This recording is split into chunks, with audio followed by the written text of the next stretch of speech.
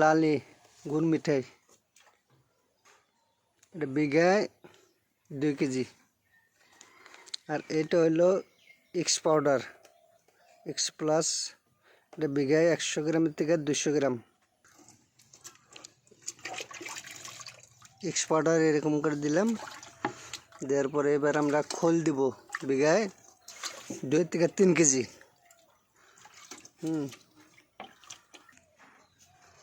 এখন আমরা দিব আটা,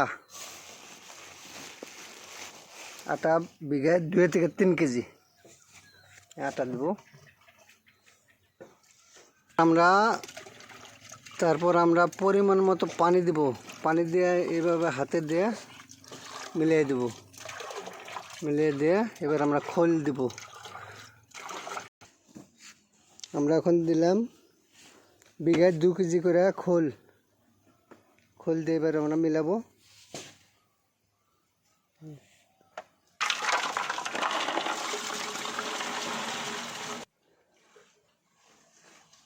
তারপর 48 ঘন্টা ভিজিয়ে রাখবো পচার জন্য। 48 ঘন্টা পর ম্যাক্স, দেখেন নিচলার ফটো, এগুলা মোটামুটি 10 বিঘায় 2 বস্তা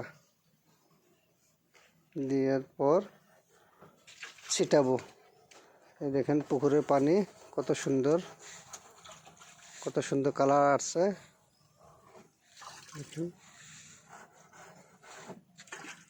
মাছ খুব